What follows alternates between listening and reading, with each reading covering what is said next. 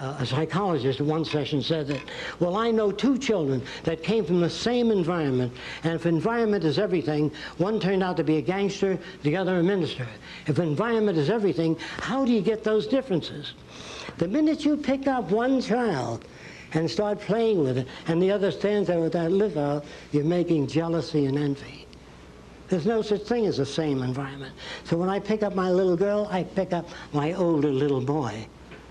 You never work with one child. Why can't you keep your area clean? Your brother does all the time. You leave all your things around. Well, when he trips and falls down the stairs, his brother smiles. An inhibited smile, of course. But he does smile. So we build these artificialities in the world we live in today. We've got to interfere and change things. The Truman Show is a movie about a man whose whole life is a facade, only he has no idea. He lives his whole life thinking it's all real, trapped in a dome. And the only reason he never attempted to escape was because he simply accepted the world that was presented to him from birth. The human brain shapes reality based off experiences. Each choice we make growing up establishes an aspect of who we are, bit by bit, molding your character. This is a delicate process, and it can be manipulated by distorted environments, conditioned by societies with distorted value systems. All present countries of today distort the balance of nature, as well as the quality of life for humanity as a whole. They are entrenched in materialistic-orientated value systems, which results in the world of today, where humanity has been rendered to a production-consumption-based species. We want to maximize profits regardless of social or environmental loss. We pass down these distorted value systems to our children, and they pass them down to theirs, so on and so forth. And if you've been watching my channel, in particular the Species with Amnesia, you would see the severity of this problem. Our society aims to produce obedient workers. Therefore, it is not in the best interests of the oligarchy to allocate the appropriate amount of funding to revolutionize the entire educational system. The majority of the masses blindly accept the world that has been presented. The educational system, monetary system, political system, city design, and so on. So it's no wonder why people have allowed this obsolete system to continue. One aspect of the system cannot be changed without affecting the rest, simply because they are all geared towards one objective: profit. In the case of education, if we truly want to raise a generation of geniuses and innovators, we have to understand how creativity can be stimulated in the mind, and ultimately how we can create an environment where children are encouraged to expand their awareness in the household, the school, and the society in general, the environment that shapes the mind. Part 1. But if you raise your children and try to avoid experiences that had hurt you, and you buy them every toy that they want, you produce a blob of jello. Some degree of challenge, some degree of stress is necessary. And so we build an environment, try to answer your question, with the elements so arranged as to produce what you call creativity. Our civilization manufactures people who are not self-dependent, despite the illusion we deem to be self-dependence. The ability to buy a house, a car, groceries, and pay bills. A very small percentage of people possess the knowledge to cultivate food, create irrigation systems, and create technology from scratch. We are dependent on forces outside of us, in this case, governments and corporations, both of which seem to operate as one entity. Progress and advancement is what the Venus Project advocates, to be sure, but our version of progress is a nightmare. The owners of these systems don't want a nation of thinkers, they want a nation of workers. So, to maintain their position of power, they structure society in such a way so that the masses will lack the critical thinking skills to see through the facades provided to them. This applies to all countries. As history shows, it is psychotic rulers who use fear and military power to form the societies that led the countries of today. They ensured that the people were uneducated and therefore succumbed to whatever value systems presented to them as children.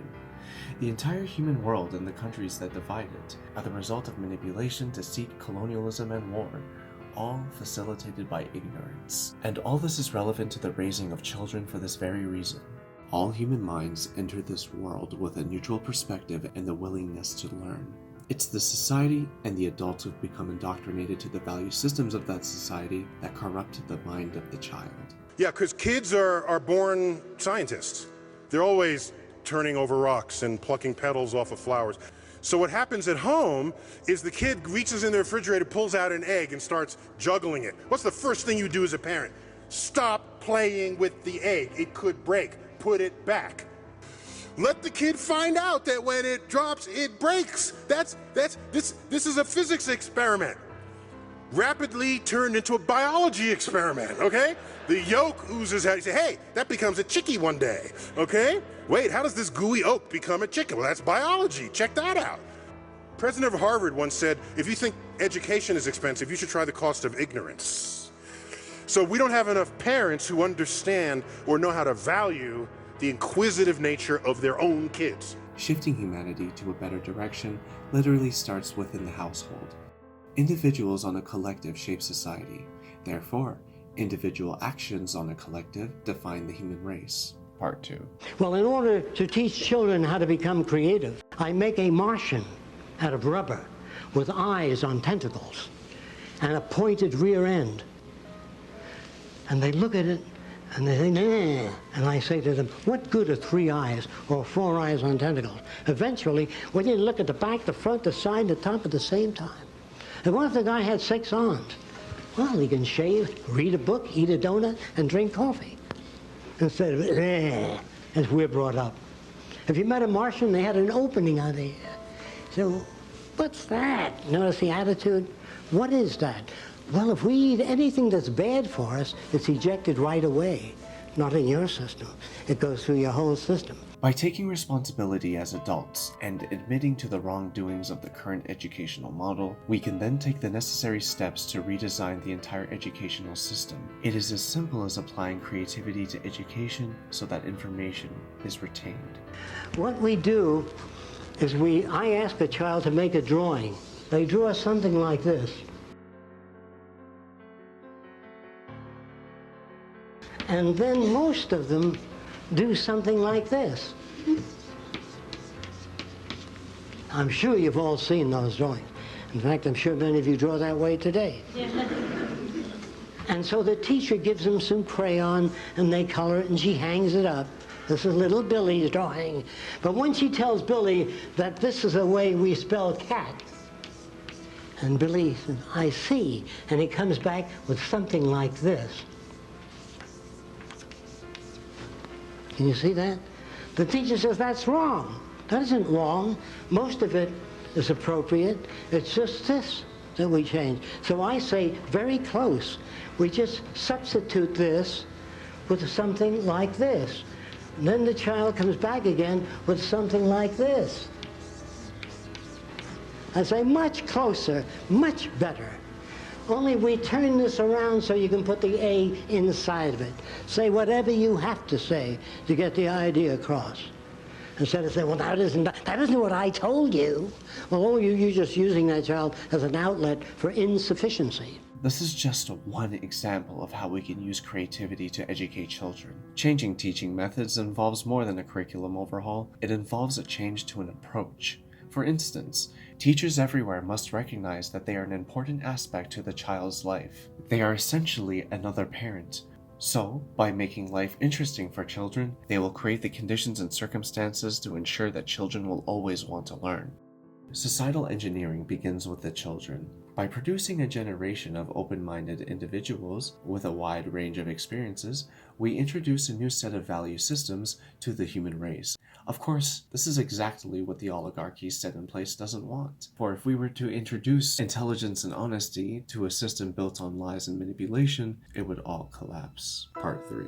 New value system. When you hand a girl a doll, you're placing a set. You're beginning to manipulate the people. Everybody's afraid of controlling human behavior. You're always controlling behavior. When you pick up your little girl and say, don't play with that little Lutheran boy across the way, and you put him down again, or don't talk to that little Catholic girl across the way. Well, you're always indoctrinating children. Indoctrination continuously. Whether we know it or not, we install value systems into our children through our actions and projections. Becoming self-aware of this transference of culture is the first step. The second step is to utilize this knowledge and use it to encourage an expansion of awareness.